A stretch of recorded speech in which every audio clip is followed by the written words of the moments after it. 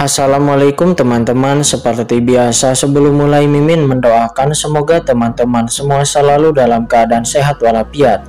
Oke, kali ini kita akan melanjutkan Martial Master versi novel bagian 1853. Bagi yang baru bergabung, selamat bergabung.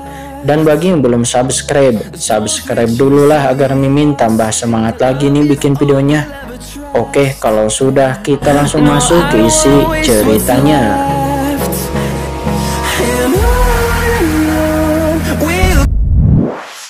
Saya dengan tingkat kultivasi anak di depannya saat ini, hanya ada satu kemungkinan jika dia ingin mencapai formasi fusi tubuh yang sempurna, dan itu adalah pihak lain telah sepenuhnya mengendalikan formasi ruang telarang 9 meter. Ya, berkat acting kalian berdua, aku punya cukup waktu untuk menyempurnakan formasinya. Harus aku katakan bahwa penampilan kalian berdua sangat luar biasa, kata Qinchen. Dia berkata dengan senyum di wajahnya. Qinchen benar-benar bertepuk tangan di tempat. Hal itu membuat semua orang tidak bisa berkata-kata.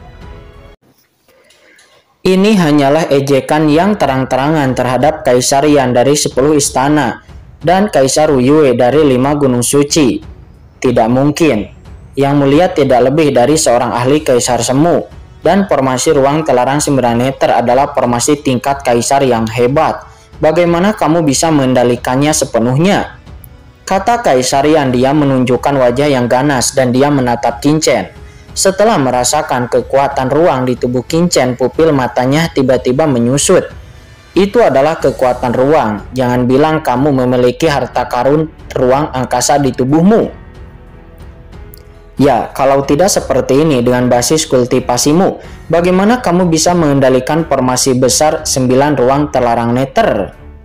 Sinar cahaya keserakahan tiba-tiba mekar dari mata Kaisar Yan 10 istana ketika memikirkan harta karun ruang yang ada pada tubuh Qinchen. Seberapa kuatkah harta karun yang memungkinkan seorang ahli Kaisar Semu dapat mengendalikan formasi ruang telarang 9 meter ini? Itu juga tidak pernah terdengar atas nama 4 Kaisar Agungnya, dan benda ini jelas merupakan harta karun yang diperoleh dari penjara Laut Mati. Mati! Kaisar Yan dari istana 10 berteriak dengan marah dan menghantam telapak tangannya ke arah Qinchen. Itu hanya tingkat Kaisar Semu. Kamu hanyalah semut belaka. Jadi bagaimana jika kamu bisa melebur ke dalam kehampaan? Kaisar ini ingin melihat bagaimana kamu berani melawan Kaisar ini.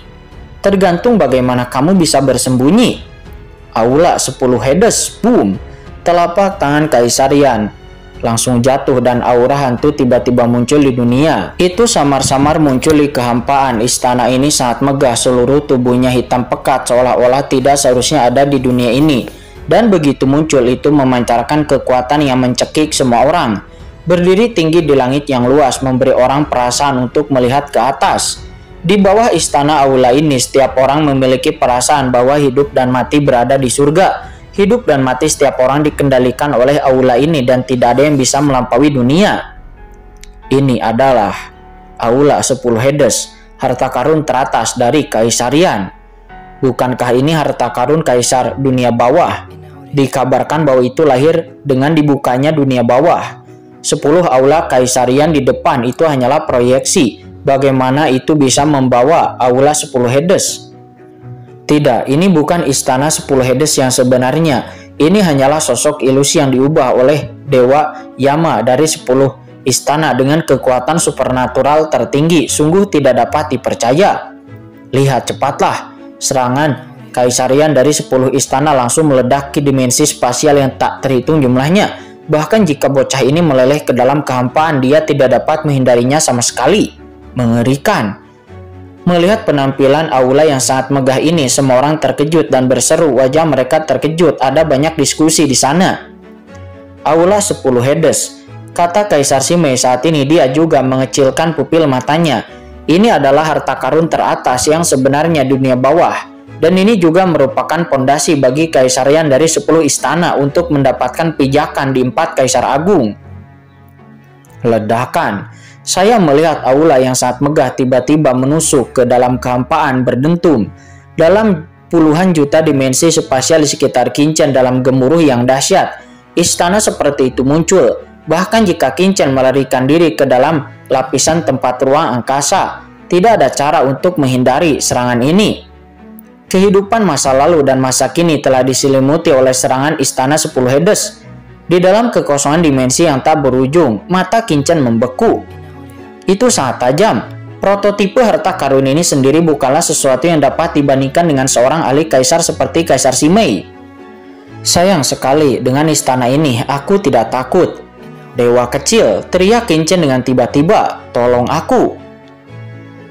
Dengan jantungnya dari suara Qingchen, duar. Sebuah bayangan pedang yang mengerikan seketika muncul dari tubuh Qingchen. Ini adalah pedang suci yang sederhana. Dan pola yang rumit juga aneh ada di sekujur tubuh pedang, memancarkan aura yang berdebar-debar. Ketika pedang suci yang sederhana ini muncul, ribuan aura pembunuh tiba-tiba meledak dari tubuh Qingchen. Di bawah mata semua orang, energi pedang melonjak di depan Qingchen menyatu menjadi sungai energi pedang yang luas. Energi pedang yang berkabut merobek kekosongan dan menebas dengan ganas ke arah kepala dari istana Hades. Hanya orang yang melarikan diri tetapi ingin melawan itu konyol, kata Kaisar Yan. Dia langsung marah dengan tindakan Qingchen. Di matanya, senjata itu seperti semut dan dia harus menghadapi keberaniannya sendiri. Sekarang dia tidak hanya tidak takut dengan serangannya sendiri, tetapi dia bahkan berani melawan. Bagaimana ini bisa dia toleransi? Dengan suara yang keras, tubuh Kaisar Yan dari 10 istana bergetar. Napas kematiannya membumbung ke langit. Istana 10 Raja Hades hancur dengan kekuatan tak terbatas dan bertabrakan dengan pedang anti pembunuhan milik Qingchen. Duar. Energi pedang membumbung ke langit, niat membunuh tak berujung mendidih. Dua hantu yang agung menakutkan bertabrakan dan ada suara retakan yang keras. Kekosongan di sekitar tidak dapat menahan kekuatan seperti itu dan terkoyak seperti kertas dalam suara ratapan yang menusuk telinga. Ruang nampak bergolak dan kekosongan di sekitar bergolak sangat hebat seperti air mendidih, dan pada saat yang sama energi badai kematian yang besar terbawa dalam penapas ruang yang meresap melewati tubuh Qingchen. Duar. Badai energi kematian yang mengerikan itu mengandung kekuatan yang tak ada habisnya dan langsung mengirim Qingchen terbang ke belakang begitu jauhnya. Ketika dia berhenti, terdengar suara klik dan retakan harus muncul di tubuh Qingchen. Sangat tajam. Melihat retakan di tubuhnya, Qingchen diam-diam berseru dalam hatinya. Tentu saja dia belum menggabungkan jantung ruangnya, karena harga untuk menanggung jantung ruang terlalu besar. Setelah Qingchen mengendalikan semua formasi besar, dia telah mengembalikan jantung ruang ke dunia kacau. Tetapi bahkan tanpa penggabungan dari jantung ruang, kendali Qingchen atas kekuatan ruang telah ditingkatkan ke tingkat yang sangat mengerikan. Setelah dia mengendalikan 9 formasi ruang terlarang neter, namun Qingchen tidak pernah menyangka bahwa dia tidak akan mampu bertahan dari serangan Kaisar Yan. Aku masih terlalu lemah, kata Qingchen menggelengkan kepalanya. Hanya saja ketidakpuasannya jatuh ke mata Kaisar Yan dari 10 istana, tetapi itu membuatnya merasakan kemarahan yang tak berujung. Serangan yang dirinya kembangkan di istana 10 Hades gagal membunuh anak di depannya. Apa alasannya ini? Bunuh. Dengan raungannya lagi, Kaisar Yan datang untuk membunuh lagi. Dia menatap tajam ke pedang Excalibur atau pedang karat misterius di tangan Qingchen. Dia menunjukkan keserakahan yang tak berujung terhadap pedang karat misterius. Dia tidak percaya bahwa Qingchen, seorang ahli Kaisar Semu, dapat menahan serangannya sendiri. Alasan mengapa Qingchen dapat melakukan ini itu pasti adalah karena pedang di tangannya itu. Pedang itu pasti adalah harta karun tingkat tinggi. Pedang ini milikku. Mati. Raungan yang menembus langit dan bumi bergema. Aura mengerikan dari tingkat Kaisar Agung tiba-tiba melonjak dari tubuh Kaisar Yan. Pada saat yang sama, tangan besar bergerak langsung ke arah tubuh Qingchen.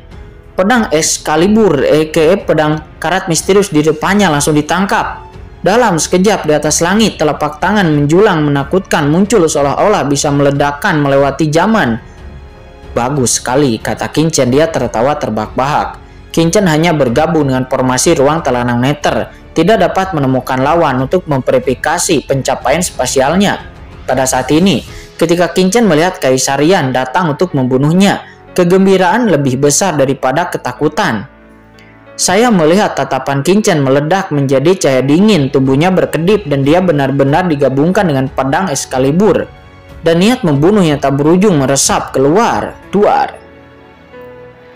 Energi pedang hitam membumbung tinggi ke langit dan di bawah perpaduan niat membunuh Qin Chen yang tak berujung, seluruh laut mati di bawah mulai mendidih dan air laut mati yang bergulung naik ke langit membentuk tsunami dahsyat. Dewa kecil, kau dan aku akan bergandengan tangan untuk melihat apa yang dapat dilakukan oleh Kaisar Yan itu. Kata Qin Chen, dia tertawa keras melalui transmisi suara. Ya baik tuan, lihat aku. Kata dewa kecil yang membuka mulutnya dengan gembira. Boom!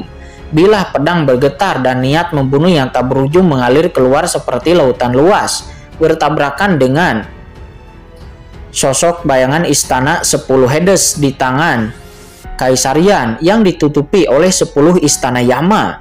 Duar. Dengan ledakan yang keras pada saat ini menghadapi penindasan Kaisar Yan, Qin Chen seperti pejalan kaki sendirian menghadapi keberadaan paling gelap di dunia dengan tangan yang kosong tanpa rasa takut dan dengan paksa menghadapi kesulitan. Di belakangnya tampak ada sosok menjulang tinggi yang tak berujung menjulang ke langit, menopang dunia, reinkarnasi zaman dan era kosmik. Boom! Raungan mengerikan bergema di seluruh dunia dan ketika energi pedang yang diubah oleh Qin Chen bertabrakan dengan telapak tangan Kaisar Yan, ledakan dan raungan yang menghancurkan terjadi dalam sekejap dan gelombang kejut yang mengerikan menyapu ke segala arah. Ahli-ahli kuat yang tak terhitung jumlahnya tidak dapat menahan kekuatan ini, menyemburkan darah satu persatu, mereka mundur dengan ngeri. Boom! Napas kematian yang mengerikan membumbung ke langit bertabrakan dengan gila-gilaan. Segera setelah itu semburan suara benturan terdengar, semua orang buru-buru mengangkat kepala untuk melihat. Tubuh Qin Chen berpegangan erat di bawah tekanan mengerikan dari Kaisar Yan. Tidak peduli seberapa banyak energi kematian di tubuh lawan dihancurkan, akan tetapi tubuh Qin Chen selalu sekuat batu dan dia dapat bertahan dalam angin ataupun ombak yang kencang. Apa? Kata Kaisar Yan, dia nampak geram, dia tidak dapat menahan tangannya, tetapi dia masih tidak dapat membunuh anak di depannya. Tidak mungkin. Keterampilan sihir Kaisar ini sangat hebat. Kamu hanyalah seorang ahli Kaisar Semu.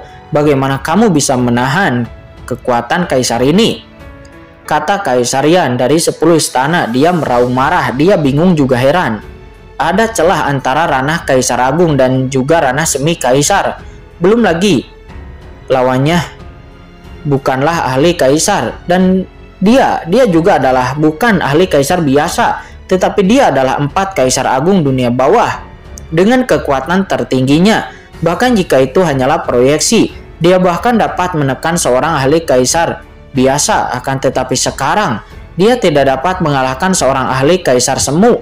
Lelucon macam apa yang kamu buat di dunia ini? Di kejauhan ketika orang lain melihat pemandangan ini, pupil mata mereka menunjukkan kengerian.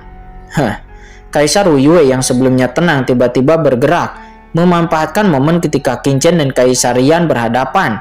Kaisar Wu Yue melangkah maju, tiba-tiba mengangkat tangannya dan menahan Qin Chen melawan Kaisar Yan.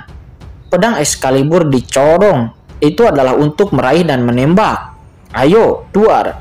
Telapak tangan besar itu menyapu kehampaan, matanya berkedip dan dia bisa tahu dengan sekilas bahwa alasan terbesar mengapa Qin Chen mampu memblokir serangan Kaisar Yan itu adalah karena sebuah pedang kuno di tangan Qin Chen. Karena dia dapat merasakan bahwa pedang ini mengandung niat membunuh yang tak berujung.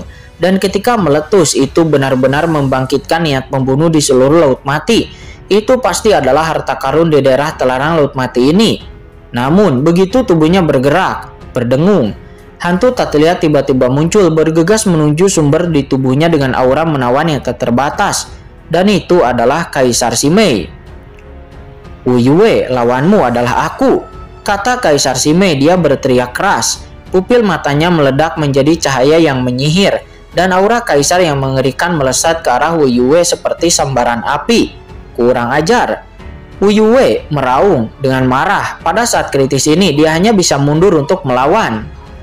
Tangan besar yang awalnya memegang pedang Excalibur dengan paksa menghantam rantai untuk melawannya. Duar. Kaisar Wuyue mundur dengan keras, tubuhnya yang diproyeksikan bergetar samar dan dia berkeringat dingin. Yang disebut proyeksi Kaisar Agung adalah tubuh yang dipadatkan dari sumber Kaisar Agung, yang berisi sebagian kekuatan Kaisar Agung, dan intinya itu adalah sumber Kaisar Agung di dalam proyeksi. Di bawah pukulan Kaisar Simei sebelumnya, sumber Kaisar Wuyue bergetar jika dia tidak melawan tepat waktu. Begitu sumber itu dilukai oleh Kaisar Simei, maka proyeksinya akan runtuh. Hahaha, Kaisar Wuyue sebagai 4 Kaisar Agung yang agung, agak keterlaluan bagimu untuk menyerang seorang ahli Kaisar Simu secara diam-diam. Kata Kaisar Simei, dia terkekeh ringan dan sudut mulutnya digariskan dengan dalam sarkasme. Dia mencibir ketika Kaisar Wuyue ingin menyerang Qin Chen secara diam-diam. Tertawa, sosoknya melintas dan tanpa memberi Kaisar Wuyue kesempatan untuk bersantai. Kaisar Simei sudah bergegas keluar lagi. Boom, boom. Kedua sosok itu pun seketika bertarung bersama di dalam udara. Ini, melihat medan perang yang kacau, semua orang tercengang. Mereka mengira bahwa proyeksi 4 Kaisar Agung akan datang dan dapat dengan mudah menyelesaikan pertempuran dalam hitungan detik. Namun siapa yang mengira bahwa pertempuran itu akan berubah menjadi sangat kacau? Apa yang harus kulakukan? Sementara di sudut terjauh, terlihat Molly sedikit linglung karena dia menyadari bahwa dia diabaikan. Pada saat ini mata semua orang hanya terfokus kepada Qin Chen, Kaisar Simei, dan juga 4 Kaisar Agung. Tidak ada yang peduli dengan situasinya di sini. Pada saat ini, ada juga satu orang di antara kerumunan yang diam-diam memperhatikan medan perang, dan itu adalah Kaisar Si Huang. Dalam sekejap matanya, sosoknya diam-diam terbang menuju tempat Qin Chen. Matanya tertuju kepada pedang Excalibur di tangan Qin Chen, dan ketika dia hendak mendekat, dia tiba-tiba bangkit dengan keras dan menyerang. Duar. Kaisar Si Huang tampak ganas dan tangannya yang besar dengan gila-gilaan meraih pedang Excalibur Qin Chen. Pada saat ini, Qin Chen mendesak pedang Excalibur untuk melawan Kaisarian dan mereka saling menyerang dengan ganas dan dia tidak dapat menghindar. Jadi dia hanya bisa dengan paksa membiarkan tangan besar dari Kaisar Si Huang untuk langsung menggenggam pedang Excalibur. Hahaha, hahaha, harta ini milikku, kata Kaisar Si Huang. Dia tertawa keras. Akan tetapi sebelum dia bisa menyelesaikan kalimatnya, dia tiba-tiba menjerit melengking kesakitan. Aduh, dia meraih pedang Excalibur, seolah-olah dia telah langsung memegang pedang besi merah membara dengan tangannya yang berdaging. Itu sangat panas. Rasa sakit yang tajam menyengat langsung mengalir ke sumber Kaisar di tubuhnya di sepanjang tangannya. Dan Kaisar Si Huang tiba-tiba berteriak. Boom. Dia menghantam laut mati di bawah dengan keras dan tangan kanannya tertusuk oleh niat membunuh yang mengerikan di pedang Excalibur. Dan pada saat tubuh Kaisar Si Huang jatuh ke laut mati, boom, keempat leluhur hantu batu juga berubah menjadi 4 pita cahaya dan bergegas ke laut mati dalam sekejap. Pada saat yang sama, ledakan keras tiba-tiba muncul di benak Molly.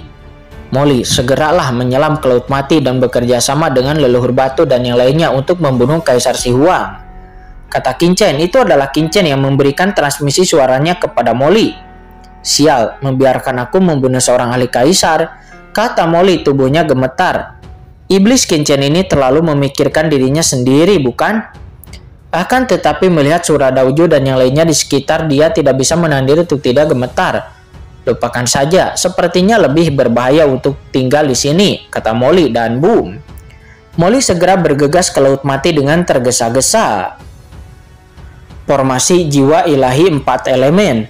Begitu keempat leluhur batu dan yang lainnya menyelam ke laut mati, mereka segera memobilisasi 4 harta karun tingkat Kaisar Semu. Di tengah gemuruh kemarahan, formasi cahaya terbentuk, berubah menjadi rantai dan dengan cepat menyebar ke arah Kaisar Si Huang. Kalian, Kaisar ini hanya ceroboh sebelumnya. Bagaimana Kaisar ini bisa dijebak lagi di dalam formasimu lagi?